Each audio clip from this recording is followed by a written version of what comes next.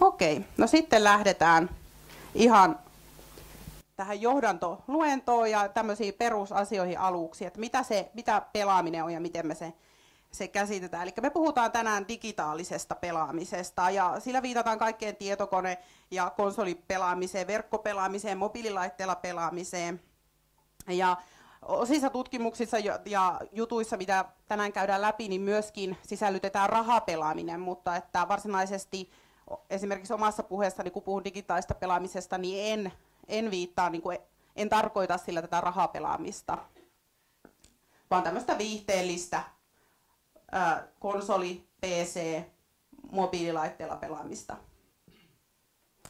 Mitä on sitten tai kuka on pelaaja, niin sehän on sitten niin kuin hyvin subjektiivinen kokemus ja on tutkittu, että useammin pelaavat pojat kokevat olevansa pelaajia, kun taas pelaavat tytöt ehkä eivät koe olevansa pelaajia ja ehkä samanlaista jakoa on sitten myöskin aikuisilla naisissa ja miehissä.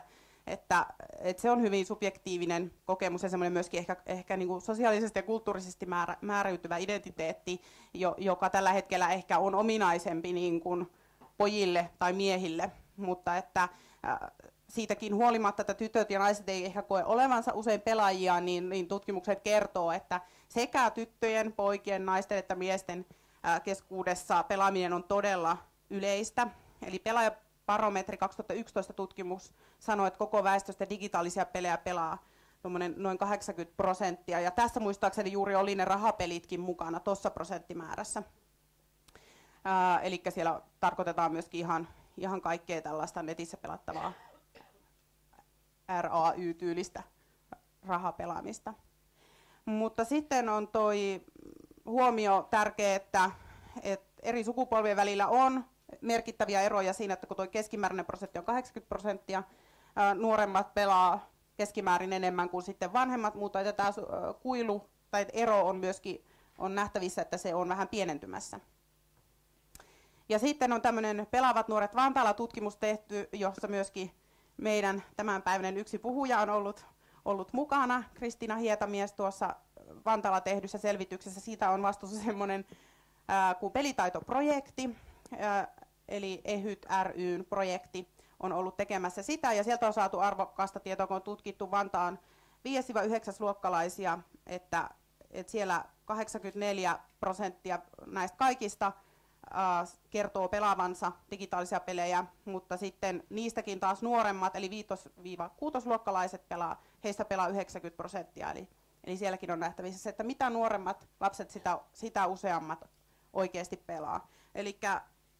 Eli meidän on jo myönnettävä se, että se on osa lasten ja nuorten todellista, ihan oikeaa elämää, ja siksi meidänkin tulisi siitä tosiaan kiinnostua nuorten kanssa työskentelevinä. No mitä sitten tämä peliongelmaisuuskäsite, jota paljon on esillä ihan meidän ammattikeskustelussamme ja kielessämme, että mediassa, että joka paikassa.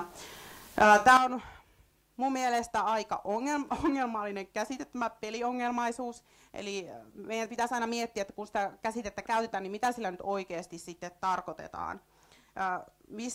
Mitä käsityksiä meillä siitä sanasta on ja mistä ne käsitykset on niin kuin peräisin, että mistä itse asiassa, mikä se on se ongelma silloin, kun puhutaan peliongelmaisuudesta.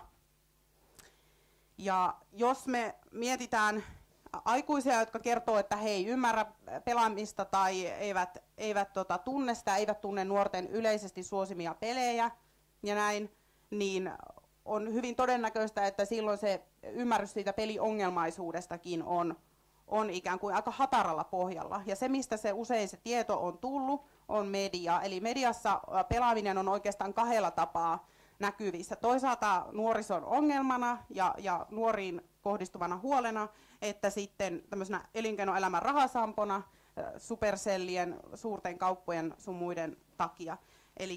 Eli nämä kaksi näkökulmaa näkyy siellä mediassa sitten, ja se vaikuttaa tietysti siihen, miten me tätä ilmiötä käsitellään. Ja siitä puhutaan tosi paljon ihan työelämässäkin, täällä sosiaali- ja terveyspuolella, mutta usein niin kuin varsinainen tutkimus näistä ongelmista, mitä pelaamiseen liittyy, niin on vielä aika vähäistä. Eli ne perustuu aina aika usein niin kuin hyvin heikkoon faktaan. Ja ongelmien ja pelien suhde on siis hyvin monimutkainen. Se ei missään tapauksessa ole yksinkertainen syy-seuraussuhde. Se ei ole mustavalkoinen asia. Ja tuossa nyt on jotakin tuollaisia pointteja, miksi mä ajattelin, että miksi ne ehkä, kun mä lähdin pohtimaan sitä, että miksi ne liitetään yleensä, jos nuoren elämässä on ongelmia, niin siihen voi kytkeytyä, joillakin nuorilla se pelaaminen siihen kytkeytyy niin kuin vahvasti, ja tämmöinen nuori, kellä on erilaisia ongelmia arjessa ja elämässä, niin hän saattaa käyttää paljon aikaa pelaamiseen, mutta silti niitä välillä ei välttämättä ole syy-seuraussuhdetta. Niin tässä on tämmöisiä pointteja, miksi ne saattavat kytkeytyä jollakin tavalla toisiinsa. Et pelin ääreen on niin kuin helppo päästä. Ja ongelmallisessa elämäntilassa pelaamisen kautta on mahdollista saada positiivisia elämyksiä ja kokemuksia. Ja nuoret ovat kertoneet, että pelaatessa voi unohtaa ongelmansa myöskin. Että tämmöisiä syitä ainakin. No sitten vähän siihen tutkimuspuoleen. Tässä nyt halusin tuoda yhden viimeaikaisimman tutkimuksen. Sanoin, että tätä aihetta ei ole ihan kauheasti vielä pystytty vakuuttavasti tutkimaan. Eli on tutkimuksia puolesta ja vastaan siitä, että milloin voi olla, minkälainen yhteys pelaamisen ja erilaisten elämän ongelmien kanssa voi olla. Mutta yksi viimeisimmistä tosiaan on tällainen Glasgowssa tehty tutkimus, jossa oli seurattu parin vuoden ajan 5-7-vuotiaita lapsia, heidän ruutuaikaansa, eli toisaalta sitä kuinka paljon he pelasivat ja toisaalta sitä kuinka paljon he katsoivat TVtä. Ja sitten sitä, että minkälaisia ongelmia näillä mahdollisesti sitten parin vuoden sisällä oli tullut tai sen jälkeen raportoitiin. Eli oliko ne tunne-elämän ongelmia tai oliko tällaisia tunne-elämän ongelmia tai jotain keskittymisongelmia, aggressio-ongelmia, muita käyttäytymisongelmia. Ja siellä peleihin liittyen tai tätä yhteyttä ei löydetty, mutta sitten TVn katselussa kyllä löydettiin heikko yhteys. Eli kun pienet lapset katsoivat yli 3 tuntia TVtä, niin löytyi heikko yhteys siihen, että nämä lasten käytösongelmat lisääntyivät, mutta peleihin liittyen ei löytynyt.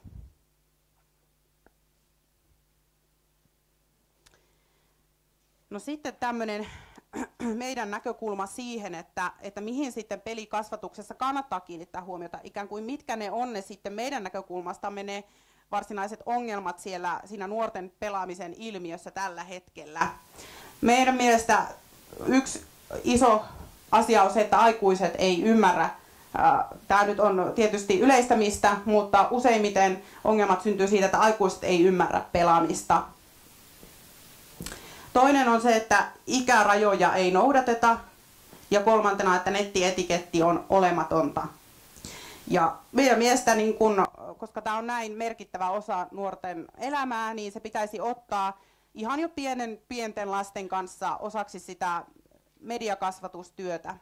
Eli ihan pienten lasten kanssa, kun he alkaa kiinnostua pelaamisesta tai se tulee heidän elämäänsä, niin siellä on hyvä olla aikuisilla se ymmärrys siitä, mitä ne pelit on, millaisia sisältöjä niissä peleissä on, mikä niiden ikärajat on. Ja paras tapa aikuisille ikään kuin ottaa näistä asioista selvää on pelata sen lapsen tai nuoren kanssa yhdessä. Eli esimerkiksi tutkimukset kertovat, että 83% lapsista on kertonut, että he eivät koskaan pelaa vanhempiensa kanssa. Ja tämä on siitä, ymmärtääkseni tämä oli siitä Pelaavat nuoret Vantaalla -tutkimuksesta nimenomaan. Eli ei pelata aikuisten kanssa, vaan lapset pelaa keskenään ja aikuiset ei tunne niitä pelejä. Tämä Vantaalla tehty tutkimus kertoo, että ainoastaan 13% lapsista, näistä nuorista, kertoi, että he noudattaa ikärajoja.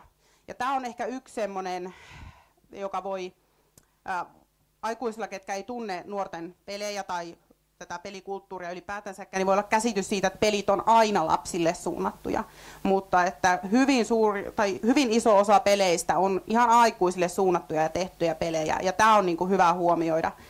Et verrata ikään kuin elokuviin, että on olemassa lasten elokuvia ja sitten on olemassa aikuisten elokuvia ja me ei pientä lasta päästetä niitä K18-elokuviakaan katsomaan, niin miksi me sitten annettaisiin pelata niitä pelejä. Ja se on arveltu, että yksi selittävä tekijä tässä ikärajojen tavallaan ongelmassa on se, että monet saattaa ajatella, että kun esimerkiksi lautapeleissä on ikäsuositukset, että ne kuvaa paremminkin sitä, että onko lapsella sellaiset kognitiiviset kyvyt tai muut taidot, joita hän pystyy pelaamaan vaikka jotain kimpleä tai jotain muuta, että se ei varsinaisesti ole vahingollinen, mutta että hän pystyy siitä selviytymään, niin voi olla, että osa aikuisista myöskin ymmärtää näitä ikärajoja tämmöisenä suositusikinä, että ikään kuin minkä ikäinen lapsi pystyy pelaamaan mitäkin peliä ja silloin ajatellaan, että se on sitä hienompi asia, mitä ikään kuin vanhemmille suunnattua peliä se oma lapsi pystyy pelaamaan. Eli tämmöisistä väärinymmärryksistä olisi hyvä päästä eroon ja kiinnittää huomiota siihen, että yleensä se kuitenkin on se oma vanhempi, kenen kautta se peli on sille nuorelle tullut, tai sitten lapsen kavereiden vanhemmat, että tästä on hyvä keskustella. Nettietiketti on olematonta, niin siitä vielä, että myöskin on hyvä tuntea tätä verkkopelimaailmaa ja sitä, että kun lapsi pelaa sillä koneella, niin hän aika harvoin on siellä ihan täysin yksin sillä koneella, vaan että hänellä on siellä iso yhteisö ja siellä pelissä on usein joku chatti tai muu keskustelufoorumi on olemassa siihen peliin liittyen, jossa paljon myös vietetään aikaa. Ja se keskustelu saattaa näissä ympäristöissä olla aika villiäkin ja ihan noin niin kuin yleensä tuolla sosiaalisessa mediassa muutenkin ja nettikeskusteluissa, kun sillä on aina se anonyymiys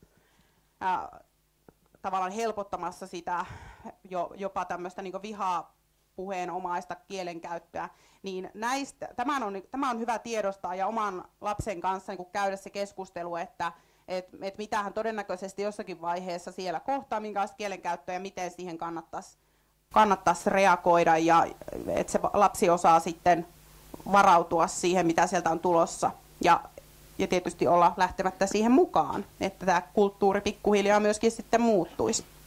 Mutta tämä on semmoinen asia, että itse pelin kehittäjät ja pelin kehityspuoli yrittää niin kuin koko ajan ja tiukemmin niin kuin reagoida tähän, että useissa peleissä on mahdollisuuksia jo raportoida jostakin, jos siellä joku kovasti käyttää erilaisia vaikka rasistisia kielikuvia tai mitä ikinä kiusaamista siellä tapahtuu tai epäasiallista käytöstä, niin siitä pystyy raportoimaan sinne peliin ja näitä rangaistaan tavalla tai toisella sitten siitä, että annetaan joko jotain pelikieltoja hetkeksi tai sitten heidät laitetaan pelaamaan ikään kuin samalla tavalla yhtä huonosti käyttäytyvien muiden pelaajien kanssa. Eli tämmöisiä on jo kokeilussa ikään kuin erilaisia tapoja siistiä sitä keskustelua myöskin tällaisissa verkkopeleissä.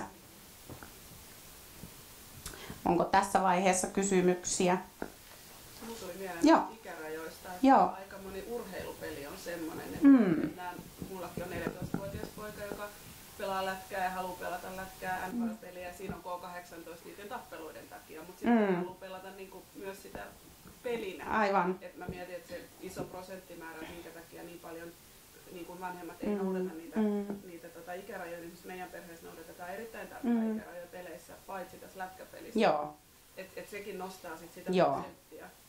Joo, toi on ihan hyvä huomio, eli tavallaan tärkeintä on, että tietää itse sen sisällön, jonka jälkeen pystyy itse arvioimaan sitä, että ainahan nämä on tällaisia niin kuin tietynlaisia kategoria-asetuksia nämä ikärajat, että varmasti lapsissa on yksilöitä, jotka niin kuin pystyy pelaamaan. Ja nämä jääkiekkopelit on niin kuin hyvä esimerkki siitä, että ne on aika vahvasti asetettu ne ikärajat tuolla Yhdysvaltojen puolella niihin tämän väkivallan takia nimenomaan, mutta että ihan samalla tavalla pienten lasten kanssa mennään täällä livenä katsoa sitä jääkiekkoa tosiaan, että ehkä se meidän kulttuurissa jollakin tavalla niin kuin on tällä hetkellä ainakin semmoinen ikään kuin, että se väkivalta sitä ei koeta niin, että siltä pitäisi suojella ja ehkä se ymmärretään siihen kontekstiin kuuluvana tai se on jokaisen sitten oma asia, että miten sen niin kuin ylipäätänsä jääkiekossa olevan väkivallan niin kuin siinä perheessä käsittelee ja miten sen minkäkin ikäisen lapsen kanssa niin kuin keskustelee. Mutta että ihan itse asiassa niin kuin samasta ilmiöstä on kyse, että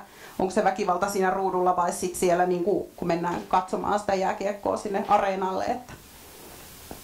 Mutta hyvää reflektointia. Sä viittasit tuohon, että Jenkkilässä ollaan tiukkoja. Joo. Reittaa Suomessa nämä pelit? Osaisiko tuohon Erkki vastata? Joo, eli Suomessa käytetään tai Euroopassa on yhtenäinen PEGI-järjestelmä. On niin yhdessä tehty määritelmät siihen, että minkälaista sisältöä. Joka maassa Euroopassa pitäisi olla samat. Mutta Suomessa myös MEKU, nykyinen kava, kun se on, voi niin mennä sen yli. Esimerkiksi tässä NHL 2012 oli K16-18 ja siitähän tuli valituksia, niin laski niin Suomen sisäisesti se 11 sen ikärajan. Mutta yleisesti Euroopassa on yhtenäinen ja se on myös Jenkkien kanssa tämmöinen PEGI-luokitus. Löytyy pegi.fi ja se perustuu niin tiettyihin yhtenäisiin sovittuihin sääntöihin, jotka varsinkin siis seksuaaliset sisällöt on todella otetaan tosi kovasti siellä. Että jos meillä olisi semmoinen elämäpeli Suomesta, jossa käytäisiin saunassa, niin se olisi K18 heti. Eli niitä kannattaa tehdä sisältöjä niin miettiä tosiaan ja olla kriittinen mitä kohtaa. Kyllä. Oliko tästä kohtaa nyt vielä? Voin sanoa sen, että täällä Pelikasvattajan käsikirjassa myöskin käsitellään ikärajakysymykset, että sieltä saa sitten tietoa mukaansa siitä lisää. Nyt en näe ainakaan käsiä tässä kohtaa. Okei, mennään sitten vähän tähän tämmöiseen terveyspelipuolelle. Eli mä puhun nyt myöskin vähän, on tätä tietoa saanut, mä oon nyt 2011 vuonna ja 2013 vuonna käynyt tämmöisessä Games for Health-konferenssissa Amsterdamissa, johon ympäri maailmaa, mutta suurimmaksi osaksi eurooppalaisia, mutta on myös tuolta Yhdysvaltojen puolella osallistujia paljon, niin pohditaan sitä, että missä tällä hetkellä mennään niin kuin tällaisten vakavien terveyspelien puolella. Ja tämä tosiaan pohjautuu osittain tämä tietämys sitten tämän konferenssin antiin.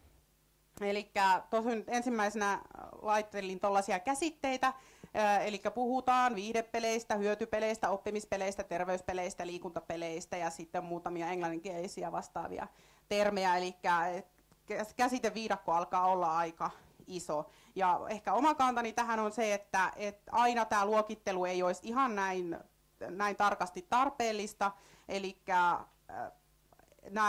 tällä hetkellä vielä jaotellaan tosi selkeästi niin kuin nuorten viihdepeleihin, ja jossa pääsääntöisesti ajatellaan, että ei ole kauheasti mitään hyvää, ja sitten, tai siihen se huoli ja ongelmat nähdään liittyvän.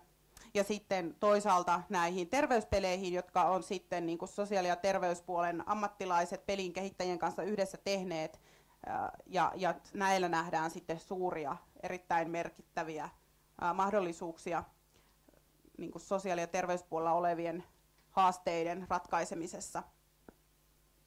Ja näitä terveyspelejä kehitetään laajalti tällä hetkellä, mutta ne on aika usein vielä sellaisia kokeiluluontoisia juttuja, eli ei vielä kauhean laajaa systemaattista käyttöä ja levitystä jollakin yksittäisellä pelillä ole, tai että se on hyvin harvinaista, että pikemminkin on semmoisia niin kuin innovatiivisia kokeiluja. Ja yksi mikä on ehkä niin kuin vähän hidastanut tätä tai estänyt semmoisten tosi toimivien sote-puolella käytettävien ihan hoitomuotoina tai hoidossa mukana olevien pelien kehittämisessä, niin on ollut siis se, että sitä potentiaalia ei välttämättä siellä sote-puolella ole tunnistettu, ja toisaalta sitten taas siellä pelin kehittäjien puolella se motivaatio on pikemminkin siinä viihdepelien tuottamisessa, ja he kokevat olevansa taiteilijoita ja ovat varmasti pitkälti taiteilijoita ja haluavat toteuttaa niitä omia näkemyksiään, ja jolloin tämä yhteistyö on ehkä ollut aika vaikeaa, että ne varsinaiset rahapaukut halutaan laittaa sen omaan vision ja unelman toteuttamiseen, ja ollaan oltu vielä toistaiseksi ainakin estyneitä ottamaan muiden näkökulmia, visioita, tavoitteita vastaan. Mutta että tämä on kyllä yleistymässä, että pelin kehitysfirmat, heillä usein on semmoinen joku 1 tai 2 omaa unelmaviihdepeliä siellä pitkässä kehitysprosessissa, ja sitä rahoitetaan sitten sillä, että tehdään yhteistyötä sosiaali- ja terveyspuolen toimijoiden kanssa. Ja 2 tämmöistä tosi ajankohtaista kysymystä mun mielestä on se, että voiko viihde ja hyödyt olla samassa paketissa, eli voisiko tätä terveyspelien ja viihdepelien välistä niin kuin kuilua jotenkin ylittää, voidaanko nähdä, että ihan tämmöisen viihdekäyttöön tehdyt pelit voisi jollakin tavalla, voisiko niillä olla jotain positiivisia vaikutuksia, toisaalta sitten taas voisiko ne terveys- ja hoitotyön käyttöön tehdyt pelit olla myös viihdyttäviä, että tämmöisiä kysymyksiä nyt tällä hetkellä selkeästi pohditaan. Ja yksi kiinnostava kysymys on tämä, että mikä peleissä sitten on niin kuin erityislaatusta niiden hyödyntämisen kannalta. Eli mikä siinä mekaniikassa on sellaista, että kannattaa niin kuin tehdä aiheeseen liittyvä peli. Nopeasti ehkä tulee mieleen, että sekä niin kuin sellaiset saavutettavuustekijät, että koska meillä on niin paljon älylaitteita meidän arjessa joka tapauksessa käytössä, niin, ja niissä on pelillisiä sovelluksia, niin se on niin kuin helppo tapa jollakin tavalla seurata jotain, saada tietoa, kerätä itsestä jotain tietoa. Eli se on niin kuin helposti saavutettavissa se peli ja sen mukana tuleva tieto. Mutta ehkä niin kuin vielä merkittävämpi on se motivaatiotekijät, eli mikä niin kuin peleissä ylipäätänsä motivoi ihmistä toimimaan tai kiinnostumaan siitä pelistä ja etenemään siinä ja oppimaan asioita, jotta me onnistuu siinä pelissä paremmin.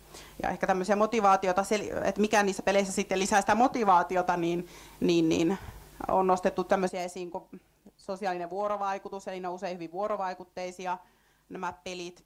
Siinä ollaan itse aktiivisia, siinä itse koko ajan opitaan jotain uutta, yrityksen ja erehdyksen kautta saadaan uusia sisältöjä ja päästään eteenpäin. Puhutaan hyvin semmoista jotenkin inhimillisistä ilmiöistä ja käyttäytymismalleista. Tähän väliin voi sanoa, että unohdin alussa kertoa, että on myös koulutukselta niin sosiaalipsykologi, niin koen nämä kysymykset hyvin kiinnostavina. Ja sitten mä vähän tein semmoista luokittelua tämän konferenssin Annin jälkeen, kun siellä tutustuin kymmeniin erilaisiin terveyspeleihin, että minkälaisia tavallaan tavoitteita, käyttötarkoituksia näillä peleillä on.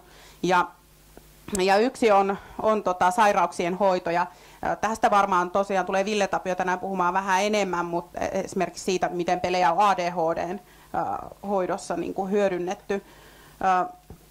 Toinen on tämmöinen kuntoutusnäkökulma, eli jos on vaikka tämä Kajani Amkissa tehty stroke-kuntoutuspeli on tällainen, eli tämän jonkinnäköisen aivoverenkiertohäiriön takia jollakin tavalla vammautunut henkilö, niin häntä kuntoutetaan semmoisen pelin avulla. Eli ihan tämmöisiä fyysisiä liikesarjoja saadaan niin kuin motivoitua ihmiset tekemään säännöllisesti tietyssä laajuudessa ja tietynlaisia liikeratoja. Että tämmöisiä muun muassa on käytetty, samoin palovammapotilaille, arppien venytykseen sun muuhun on kehitetty pelejä.